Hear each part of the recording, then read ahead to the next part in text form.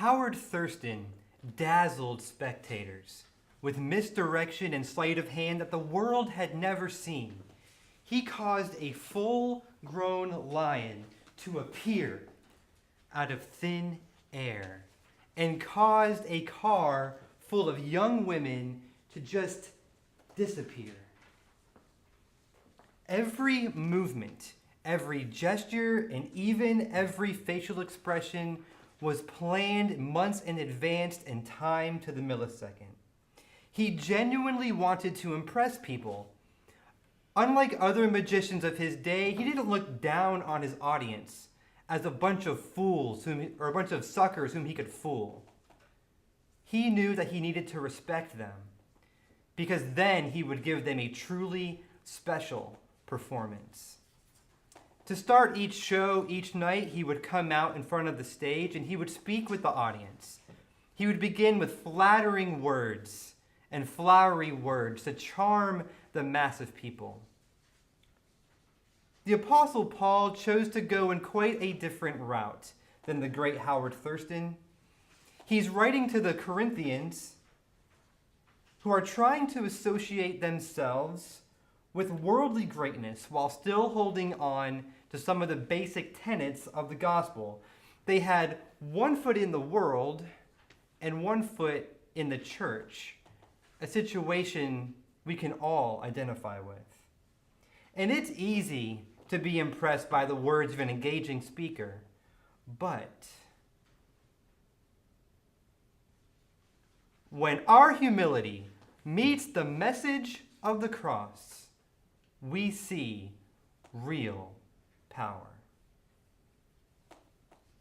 We must guard ourselves from clutter as human wisdom tries to overcomplicate our presentation of the cross. Human wisdom competes for the believer's affection for Christ. In verse 1, Paul says, "When I came to you, brothers, I did not come with excellence of speech or of wisdom, as I told you about the secret purpose of God." Paul contrasts his preaching with the sophists of the first century. A sophist would begin his career by traveling to a new city. Once there, he would gather an audience. And much like the great Howard Thurston, he would begin by flattering them. He would tell them how wonderful their city was, and how even greater the citizens of the city must be for the city to be so wonderful. Once he had charmed them and got their attention, he would pick a topic from the audience, a sort of whose line is it anyway of the first century. If he spoke well on this topic, he'd be allowed to stay in the city and open a school, and he could mentor as many students as he chose to. And everyone in this society wanted to be seen as wise. So Paul is defending the Corinthian church from a host of first century Greco-Roman philosophies, all of which elevated the ego. They relied on the ability of the self to understand divine wisdom, thus making God the object and not the subject of their wisdom. Paul contrasts his preaching even further. He says, "I determined to know nothing among you except Jesus Christ and him crucified."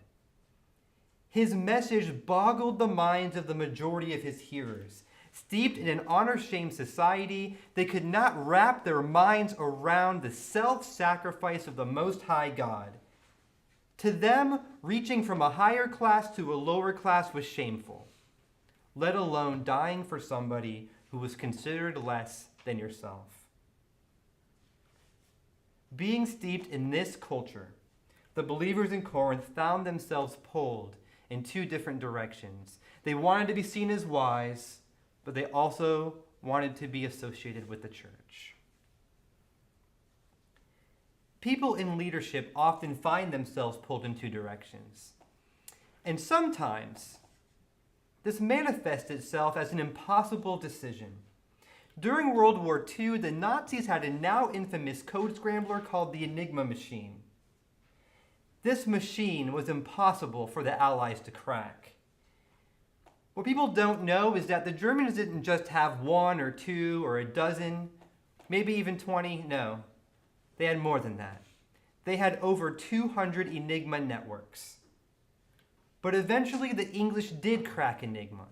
And one of the first messages they decoded was a message stating that the small town of Coventry, England, was going to be bombed in a matter of hours.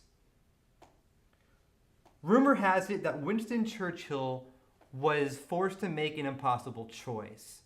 His personal secretary, John Martin, recalls handing Winston Churchill a small black box containing the message that Coventry would be attacked. Winston Churchill took that box from his secretary, opened it, and silently read the words of the message to himself. He then tucked the box in his pocket and responded that London, not Coventry, was about to be attacked. It's possible that Churchill chose to sacrifice a small town to keep from alerting the Germans that they had in fact cracked Enigma. But just think about that for a minute. Can you imagine being put in that position where thousands of lives whom you swore to protect hung in the balance, and no matter which decision that you made, people were going to die? I think Churchill found himself pulled in two different directions.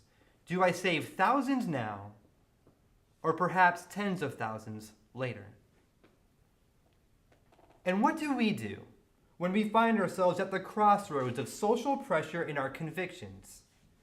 When our desire to be seen as important, to have friends, or to not miss an opportunity conflict with how we know we should live?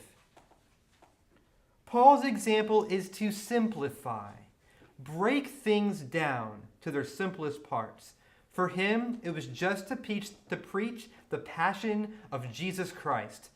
And for us, it may be just as simple as not overcomplicating the biblical mandates. Having explained the subject matter of his preaching, Paul now turns to the manner of his presentation. After witnessing the power of God, nothing else seems quite as impressive. In verse 3, Paul states, "I came to you in weakness, with fear and much trembling." His weakness manifested itself in fear and trembling, the same words he uses in two other books when he prescribes the kind of attitude a slave should possess toward his master. You see, Paul saw himself as a slave bearing a message of the greatest king of all time, and it kept him humble. This attitude flowed into Paul's delivery as he goes on to say, "My message and my preaching were not in wise and persuasive words, but in a demonstration of the Spirit and power." The proficiency in manipulation, the use of vocal dynamics to tilt public opinion in his favor is not the method that Paul chose to employ. And to put it quite frankly, he would have seen that as a cheap imitation of God's real power. I spent 2 years after I graduated high school living in the Midwestern state of Ohio. And I don't talk about it very much because there really isn't much to say. It's Ohio. Until that last day of spring, when the sun would awaken from its 8-month hibernation, and like clockwork, my pocket would begin to buzz uncontrollably. I would have a dozen or so text messages, all with the same 3 words. Cedar Point tomorrow? Cedar Point is a world-renowned roller coaster park that overlooks Lake Erie, and it's closed during the winter. During my first trip to Cedar Point, my best friend Ben took me there. And I'm a nerd, so I checked the specs of each and every roller coaster in the park to find the one with the highest top speed. And I quite literally drooled when I came across Top Thrill Dragster. You see, Top Thrill Dragster is built to resemble a drag racer. It starts you out on level ground. The light goes from red to yellow to green, and then it shoots you from 0 to 120 miles per hour in 3.8 seconds. You're going so fast that your momentum carries you up 40 stories, and then you hit the precipice and you start back down, where you again max out at 120 miles per hour. I grabbed my best friend and told him we were going to sit on the front row. And we did. We got on the ride and we rode it. It took off, and as it was screeching to a halt, I turned to my friend Ben to exclaim my excitement to him. And I don't know what I was going to say. I was probably going to say something like, "Dude." And when I went to say, "Dude," it didn't quite make it out of my mouth. Because as I turned to look at Ben, I noticed that his hair was completely standing on end. He looked like a troll doll. And it's been almost 10 years since I rode that ride with Ben, and I still have not experienced that kind of raw power anywhere else. Once you've experienced real power, nothing in the world can compare with it. When you've truly entered God's presence, when you've allowed His Spirit to change you, in the renewing of your mind and the softening of your heart, no other display of power will really impress you. And Paul did not need to come with an impressive entourage. God was changing people's lives just fine through his unimpressive demeanor. And we know that Paul did not come as an accomplished orator. We know that he chose to preach only the message of the cross. But why? When the whole of society is looking for wisdom to come in strength, why did Paul choose weakness? The success of a weak vessel can only point to God. Paul gives us his reason in verse 5. He states this, "So that your faith would not rest on the wisdom of men, but on the power of God."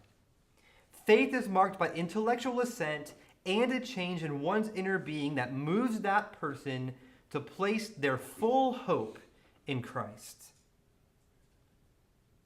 Paul uses his first trip to Corinth as a bit of a case study that man cannot effect such a great inner change, and the appropriate conduit is a weak vessel. That way, no one can ever have a doubt who really is at work. Paul preaches in a way that minimizes himself and maximizes God's work. He wants to ensure that the Corinthians have an opportunity to possess a faith that rests on the certainty of God's power and not the flimsy nature of human wisdom. And human wisdom is still flimsy. Because whatever depends on a clever argument is at the mercy of an even more clever argument, and round we go. But the more dimly the Corinthian believers saw Paul, the more clearly they saw Christ. In the winter of 1970, Major Gidenko of the Red Soviet Army called Private Ivan Moiseev into his office. All the Army's previous attempts to re-educate Ivan had failed. So Ivan was ordered to stand outside in the negative 13-degree weather until he came to his senses and rejected his faith in Christ. On Ivan's way out of the door, his commanding officer tells him, "Ivan, I want you to do this in your summer uniform." 2 hours into his post, 2 other officers came to check on him, expecting him to have changed his mind. And they were clad from head to toe in their heavy winter gear. And by the time they got to Ivan, they were freezing and shivering. But Ivan was fine. He recalls it. He said that he felt his hands and they were cold, but not too cold. And he wiggled his toes inside of his boots, and they were cold too, but not too cold, not unbearably so. The only explanation was that God was protecting Private Ivan Moiseev, and as a result, other soldiers in the Red Soviet Army came to faith in Jesus Christ. 18 months later, Ivan wrote a letter to his parents. He knew that his martyrdom was fastly approaching. "Do not grieve for me, my dear parents," he writes.